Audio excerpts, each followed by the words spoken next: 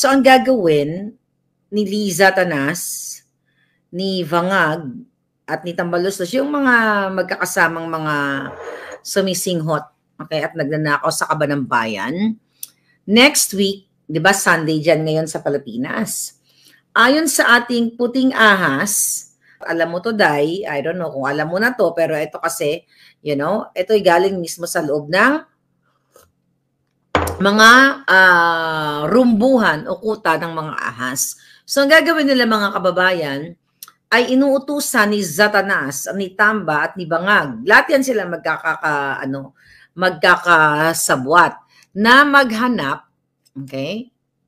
Na maghanap, wala tayo. Na maghanap ng fake witness laban kay Inday Sara.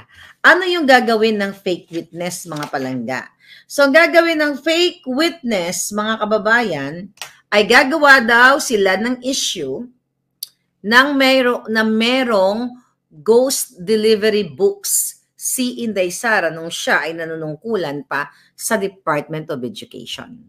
Ayon sa puting ahas, willing bayaran, okay, ng bangag na gobyernong ito, yung kanilang fake witness para lang lumabas, magtestimonya, kunyari, na siya, na-witness niya na ang pamunuan ni Inday Sara nung siya ay nasa DepEd ay nagkaroon ng delivery ng ghost delivery ng books. Ibig sabihin, kunyari, di ba, may dineliver na mga libro sa pamunuan ng DepEd, pero wala naman at ibinulsa ni Inday yung pera. Yun ang papalabasin nila. At babayaran nila yung witness. At hindi lang yun. By hook or by crook, kung ayaw pumayag, walang lusot actually ang witness. Tututukan nila ng bang. Pwede nilang gurgurin kapag hindi pumayag etong gagamitin nilang tao. Hindi ba pang bangag lang yan?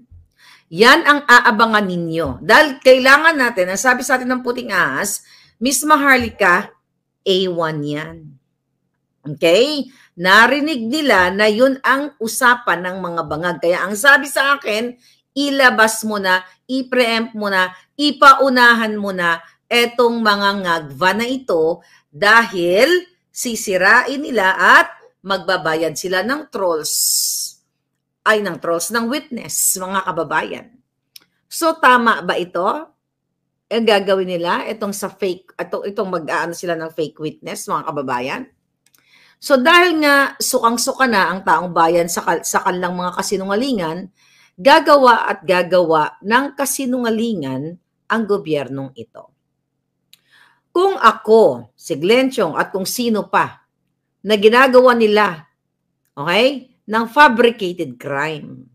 Kung si distressed mother, ginawa nila ng fabricated crime ni Liza, ni Bangag, okay? Na kesyo ito daw ay mayroong large scale estafa.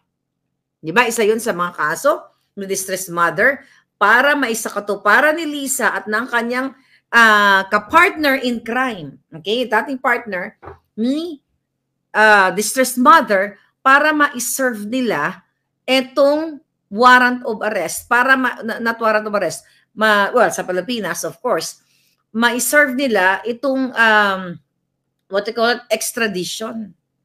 Diba? Gusto nila i-extradite si distressed mother, kaya tinamnan nila ng kasong ng fabricated crime, pero later on ay umatras yung apat na witness, fake witness. Pero may mga strategy pa na ginagawa itong si Liza Tanas. Ang ginawa nila, pina-atras, sila din ang may gawa.